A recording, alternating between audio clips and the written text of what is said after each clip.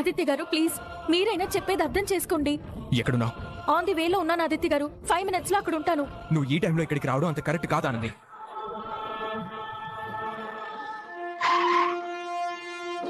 ఏమైంది ఆదిత్య గారు? ఇంకా ఏమైందంటావేంటి? మొత్తం కొలాప్స్ అయిపోయింది. మీడియా ఇంటికొచ్చారు, మాటలతోనే ప్రాణాలు తీసి వెళ్లారు. అయ్యో, అమ్మ ఏడుస్తుంది. అందరి పరిస్థితి అలానే ఉంది. ఏమని ఓదార్చాలో అర్థం కావడం లేదు.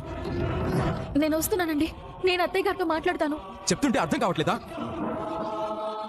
అసలు నీ ఫోన్ కాల్ చూస్తేనే అమ్మ ఇరిటేట్ అవుతుంది. నువ్వు ఈ టైంలో ఇంటికి వచ్చావనుకో, అమ్మ అస్సలు కంట్రోల్ అవ్వదు. ఇంకా పెద్ద గొడవ అవుతుంది. నువ్వు వెంటనే మీ ఇంటికి వెళ్ళిపో ఆనంది. ఆదిత్య గారు ప్లీజ్, నేను అక్కడికి వెళ్ళలేను. ఒకసారి ఇంటికి వచ్చి అత్తయ్య గారికి జరిగిందంతా డీటెయిల్ గా చెప్తాను. ఆనంది ప్లీజ్ అర్థం చేసుకో. చెప్తుంటే వినవేంటి? ఇక్కడ ఎంత సీరియస్ గా ఉందో తెలుసా? మా అమ్మ ఏడుస్తుంది. తను ఇంతలా కోపడ్డాం, ఇంత బాధపడ్డాం నేను ఎప్పుడు చూడలేదు. ప్లీజ్ ఆనంది, నువ్వు మీ ఇంటికి వెళ్ళు. సరే ఆదిత్య గారు, నేను ఆఫీస్కి వెళ్ళి అక్కడే ఉంటాను.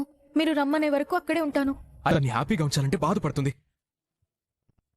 ఇప్పుడు నేను చేయాల్సింది ఒకటే, వీలైనంత త్వరగా అమ్మని ఆ బాధ నుండి బయటికి తీసుకొని రావాలి.